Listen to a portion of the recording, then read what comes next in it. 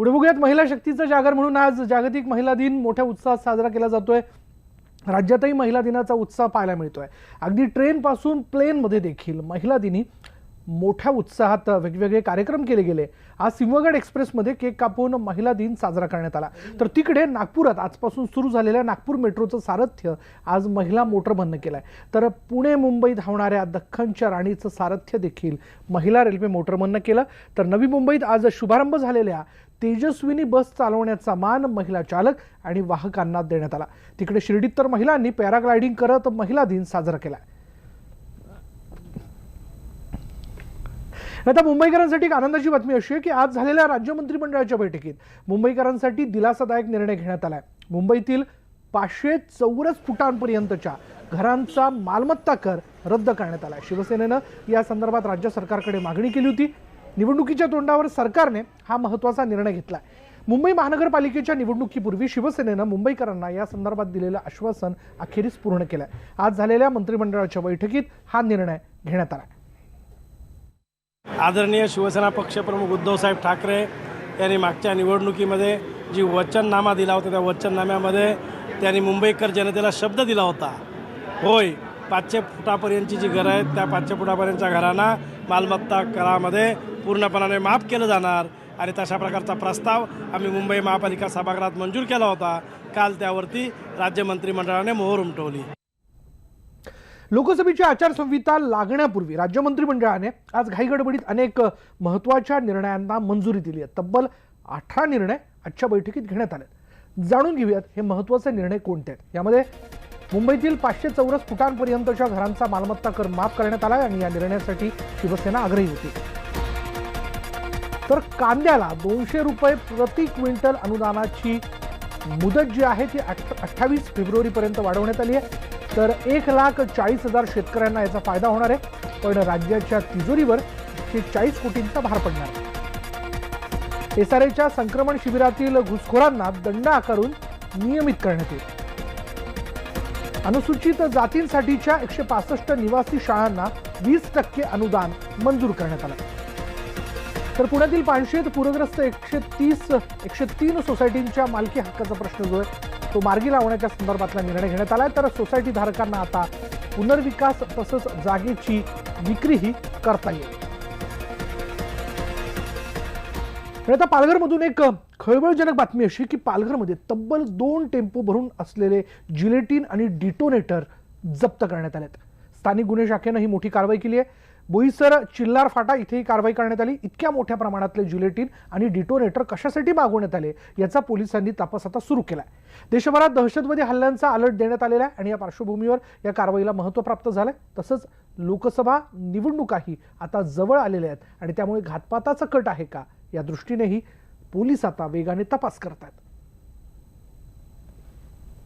आज पालघर स्थानिक गुन्हे शाखेने सगळ्यात मोठी कारवाई केलेली आहे। चिल्लार फाटा या ठिकाणी जे आहे स्फोटकं घेऊन जाणाऱ्या 2 गाड्या ज्या आहेत त्या स्थानिक गुन्हे शाखेने ताब्यात घेतलेल्या आहेत। गुजरातवरनं चिल्लार फाटा या ठिकाणी ह्या ज्या 2 पिकअप होत्या त्या आल्या होत्या। त्या 2 पिकअपमध्ये जे आहे जिलेटिनच्या कांड्या आणि डेकोरेटर हे पोलिसांनी सध्या ताब्यात घेतलेलं आहे। परंतु हे नेमकं कशासाठी आलं होतं आणि हे कुठनं आलं होतं, कारण गुजरातमधनं महाराष्ट्राच्या ठिकाणी आलेलं माहिती ज्या प्राथमिकती समोर येताना आपल्याला पाहायला मिळते। आपण बघू शकता माझ्या पाठीमागं गुजरातच्या आणि महाराष्ट्राच्या सीमेवरती जे आहे दापचेरे या ठिकाणी महाराष्ट्राचे तपासणी नाका आहे। या ठिकाणी सर्व गाडीचे कागदपत्र चेक केले जातात आणि त्यानंतर जी गाडी जी आहे ते महाराष्ट्रात सोडण्यात येते। परंतु ह्या गाडीचे कागदपत्र चेक केले होते का, या गाडीमध्ये नेमकं काय आहे हे चेक केलं होतं का, याची तपासणी केली होती का आणि नेमके हे स्फोटकं कुणासाठी आणली होती आणि कशासाठी आणली होती हा सगळ्यात मोठा प्रश्न जो आहे ह्या ठिकाणी उपस्थित केला जातोय। व्हिडिओ भूपेश चोरीसह मी विजय राऊत, न्यूज 18 लोकमत, दापचेरी, पालघर। आता बातमी आहे महाठग नीरव मोदीच्या जमीनदोस्त करण्यात आलेल्या आलिशान बंगल्याची। पंजाब नॅशनल बँकेला हजारो कोटींचा चुना लावून परदेशात फरार झालेल्या नीरव मोदीचा अलिबागमधील बंगला आज जिल्हा प्रशासनानं स्फोटकं लावून उद्ध्वस्त केला। सीआरझेडचे नियम मोडून मोदीनं हा आलिशान बंगला बांधला होता। मात्र उच्च न्यायालयाच्या आदेशानंतर हा कोट्यवधींचा बंगला जो आहे तो भुईसपाट करण्यात आलाय। फरार नीरव मोदीच्या साम्राज्याला सुरुंग, स्फोटकांनी उडवला अलिबागचा बंगला। कोट्यावधींचा बंगला जमीनदोस्त। अलिबागच्या किहीम समुद्र किनाऱ्यावर असलेला हा नीरव मोदीचा बंगला आज पत्त्यासारखा कोसळला।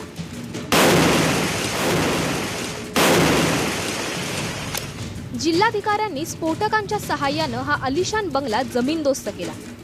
नीरव मोदी हा पंजाब नॅशनल बँक घोटाळ्यातील फरार आरोपी असून CRZचे नियम धाब्यावर बसवून त्याने हा बंगला बांधला होता। या बंगल्याचं बांधकाम मजबूत असल्यामुळे तो पाडण्यासाठी डायनामाइटचा वापर करण्यात आला। तब्बल 110 होल्स या ठिकाणी पिलर्स आणि भिंतींमध्ये करण्यात आले आणि त्यामध्ये साधारण 30 किलो डायनामाइट वापरण्यात आला आणि स्वतः जिल्हाधिकारी जे आहेत या ठिकाणचे त्यांनी या ठिकाणी डिटोनेटरचं बटन दाबलं आणि बंगला जो आहे हा पूर्णपणे जरी पडला नसला तरी याचे जे मजबूत पिलर्स होते ते पाडण्यात आले आणि बंगला जो आहे खाली बसलाय। साधारणतः 30,000 चौरस फुटांवर हा अत्यंत प्रशस्त बंगला बांधण्यात आला। अत्यंत महागड फर्निचर आणि शोभेच्या वस्तू त्यामध्ये होत्या। खरं तर यापूर्वीही JCB आणि मनुष्यबळाच्या सहाय्यानं हा बंगला पाडण्याचा प्रयत्न केला गेला, मात्र मजबूत बांधकामामुळे ते शक्य झालं नाही। त्यामुळेच स्फोटकांच्या मदतीनं तो जमीनदोस्त करण्याचा निर्णय घेण्यात आला। बंगल्याचे खांब आणि भिंतींमध्ये 110 डायनामाइटचा वापर करून बंगला पाडण्यात आला। स्फोट घडवून आणण्यापूर्वी बंगल्यालगतचा 200 मीटरचा परिसर रिकामा करण्यात आला। हा बंगला पाडण्याची जबाबदारी जिल्हाधिकाऱ्यांवर सोपवण्यात आली होती। तर गेल्या 4-5 दिवसापासून हे काम चालू आहे। आमचे अपर जिल्हाधिकारी शितोळेजी यांनी ही सर्व टीम इथे आणली। आमचे SDO तहसीलदार हे गेल्या 3-4 रात्रीपासून जवळजवळ रात्रंदिवस हे काम चालू आहे आणि आता पूर्ण ही तयारी आता ब्लास्टिंगची डिमॉलिशनची झालेली आहे। नीरव मोदीचा हा आलिशान बंगला जमीनदोस्त करण्यापूर्वी त्यामध्ये असलेलं फर्निचर आणि शोभेच्या वस्तू बाहेर काढण्यात आल्या होत्या।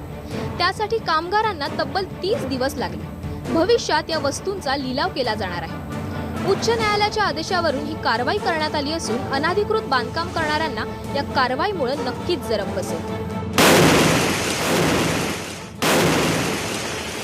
एक संदेश या माध्यमातून देण्यात येतोय की भारताचं 13,000 कोटीचं कर्ज बुडवून पळणाऱ्या नीरव मोदीचा बंगला हा या ठिकाणी डायनामाइटच्या सहाय्याने उडवण्यात आला आणि हा संदेश या ठिकाणी देण्याचा प्रयत्न जिल्हाधिकारी कार्यालयामार्फत केला गेला आहे। व्हिडिओ जर्नलिस्ट उमेश गोविलकर सह अक्षय कुडकेलवार, न्यूज 18 लोकमत, अलिबाग। पुढे बघूयात नागपूर मेट्रोला प्रवाशांचा उदंड प्रतिसाद मिळताना दिसतोय। सीताबर्डी स्टेशनवर प्रवाशांनी प्रचंड गर्दी केली। खापरी ते बर्डी या मेट्रो मार्गावर निशुल्क राईड्स देण्यात आल्या। जागतिक महिला दिनाच्या निमित्ताने महिलांसाठी काही राईड्स राखीव ठेवण्यात आल्या होत्या आणि त्यामुळे महिला प्रवाशांची मोठी गर्दी पाहायला मिळाली। नागपूरमधल्या मोठ्या मार्गावरून मेट्रो जाते। शहराचा मोठा भाग यातून कव्हर होतोय आणि त्यामुळे शहरातली प्रदूषण आणि वाहनांची संख्या हे प्रश्न कमी होतील अशी अपेक्षा आहे। मेट्रोच्या नव्या प्रवासाचा आनंद प्रवाशांच्या चेहऱ्यावर पाहायला मिळाला।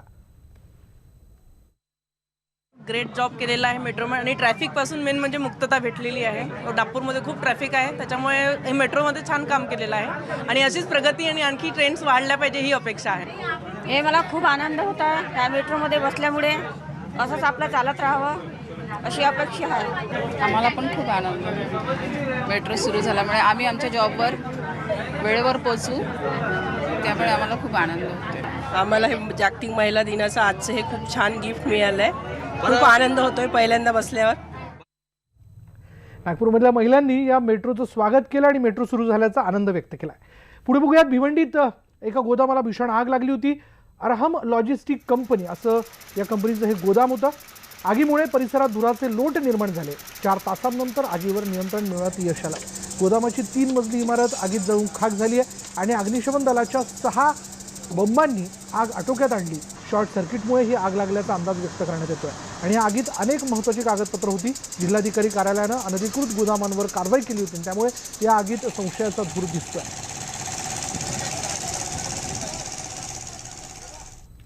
यानंतर एक ब्रेकिंग न्यूज अशी की नाशिक आणि मालेगाव महानगरपालिकेच्या महिला कर्मचाऱ्यांना आरोग्य प्रशिक्षणादरम्यान मोबाईल फोन देण्यात आले होते।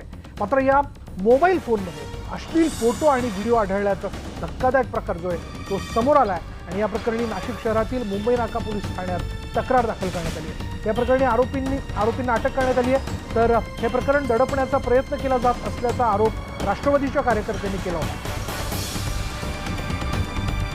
अधिक माहिती आपण जाणून घेऊयात. आमचे प्रतिनिधी प्रशांत बाग आपल्या बरोबर आहेत. प्रशांत, काय माहिती याबद्दल?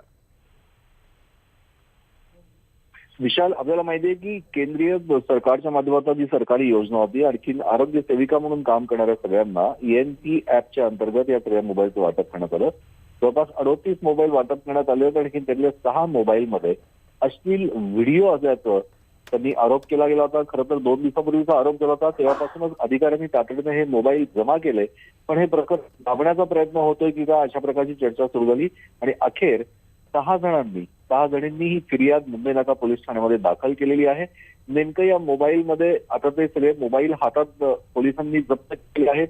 सायबर क्राईम हा म्हटला जातोय, त्या अंतर्गत गुन्हा दाखल झालेला आहे की नेमकं या मोबाईलमध्ये हे व्हिडिओ कधी आले, कोणी आणले, कोणी लोड केले, याचं पूर्ण शास्त्रोक्त तपासणी आता केली जाणार आहे. गुन्ह्याची व्याप्ती ही अधिक मोठी मानली जाते आणि महिला दिनालाच अशा प्रकारची घटना उघडकीला येणं म्हणजे की हा महिलांचा सरासर अपमान मानला जातोय. आणि ही घटना फक्त नाशिकमध्ये घडली नाही तर मालेगावमध्ये सुद्धा घडली, आणखी धुळ्यात सुद्धा अशाच प्रकारचे व्हिडिओ आल्याची माहिती समोर येते. नेमके कोणत्या प्रकारचे मोबाईल सरकारनं खरेदी केले आणि नेमका या मोबाईलमध्ये कोणी लोड केलं, हे खरोखर पेटीपॅक होते का स्टील तोडलेले मोबाईल हातात दिले, अशा प्रकारच्या अनेक चर्चेना आता युथ आलाय. पोलिसांसमोर खूप कडं मोठं आव्हान आहे तपासाचं की कोणत्याही परिस्थितीमध्ये सायबर पद्धतीने तपास करून या मोबाईलवर कोणी छेडखानी केली का त्याला शोधणं. पण जर काय पेटीपॅक मोबाईल होते, नवे मोबाईल होते, तर मग अशा प्रकारचे अश्लील व्हिडिओ त्या मोबाईलमध्ये कसे काय येऊ शकतात, आता तरी खूप मोठा भाग आहे. मोठी खळबळ नक्कीच उडाली आहे. धन्यवाद प्रशांत या सगळ्या तपशिलाबद्दल. आता आरोपींना अटक करण्यात आली आणि पोलीस पुढला तपास करतायत.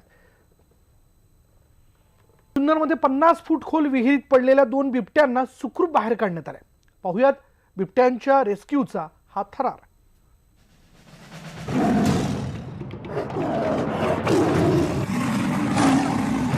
गुरुवारी रात्री जुन्नरमधील बबन लेंडे यांच्या 50 फूट खोल विहिरीत बिबट्यांची ही जोडगोळी पडली. सकाळी विहिरीत बिबट्या पडल्याचं निदर्शनाला आलं. मग माणिकडोह बिबट्या निवारा केंद्र पथकाला पाचारण करण्यात आलं आणि मग सुरू झाली बिबट्यांच्या रेस्क्यू ऑपरेशनची धावाधाव.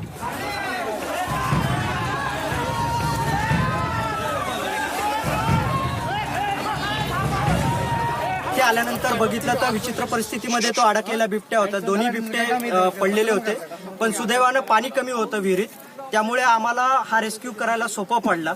तसंच ग्रामस्थांचा खूप चांगला इथं सहभाग आणि त्यांची मदत मिळाली.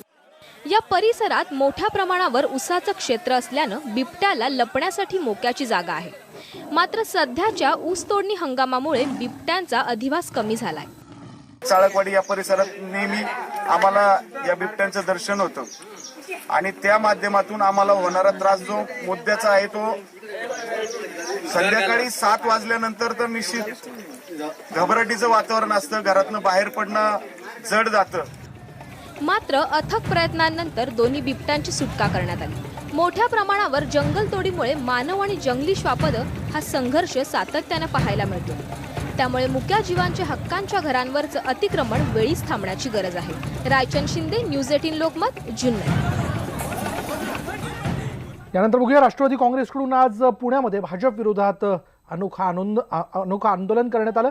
पुणे महापालिकेच्या गेटवर क्या हुआ तेरा वादा तसंच भोली सुरत दिल के खोटे ही गाणी लावून राष्ट्रवादीच्या कार्यकर्त्यांनी भाजप सरकारच्या 5 वर्षातील कामाचा निषेध केला. भाजपनं 5 वर्षात जनतेला फक्त आश्वासनांचं गाजर दाखवलं, मात्र विकासाची कोणतीही कामं न करता सामान्यांची दिशाभूल केल्याचा आरोप यावेळी राष्ट्रवादीच्या कार्यकर्त्यांनी केला. तसंच कार्यकर्त्यांनी कपाळावर काळ्या रंगातील उलट्या कमळाचं चिन्ह लावून आणि गाजर दाखवून मोदी आणि फडणवीस सरकारचा निषेध केला.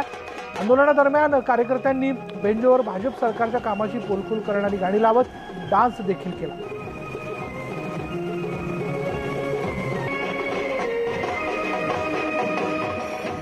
आज स्वच्छच्या सर्वेक्षणात सुद्धा पुणे मागे पडलंय. स्मार्ट सिटीचा बोजवाऱ्या उडलाय. रस्ते खोदायच्या परमिशन तशाच दिल्या जात आहेत.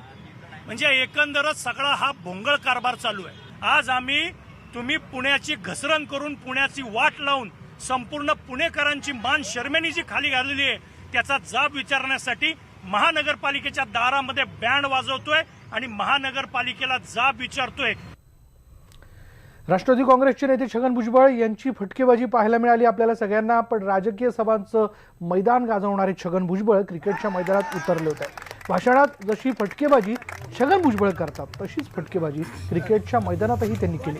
लासलगाव इंडोर स्टेडियमच्या लोकार्पण प्रसंगी छगन भुजबळ यांनी बॅट हातात घेतली।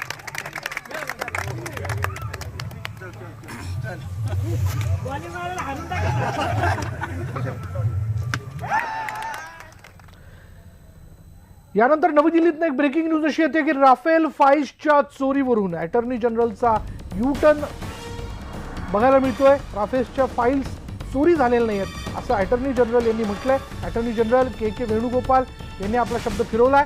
याचिकाकर्त्यांनी राफेल कागदपत्रांच्या फोटोकॉपी वापरल्या असं देखील वेणुगोपाल यांनी म्हटलेलं आहे। आता या क्षणाची ही ब्रेकिंग न्यूज आपण बघतोय की राफेल्सच्या फाईल्स चोरी झालेल्या नाहीत असं अटॉर्नी जनरल वेणुगोपाल यांनी स्पष्ट केलं। अधिक माहिती जाणून घेऊयात आमचे प्रतिनिधी प्रशांत लीला रामदास आपल्या बरोबर आहेत। प्रशांत, काय माहिती याबद्दल?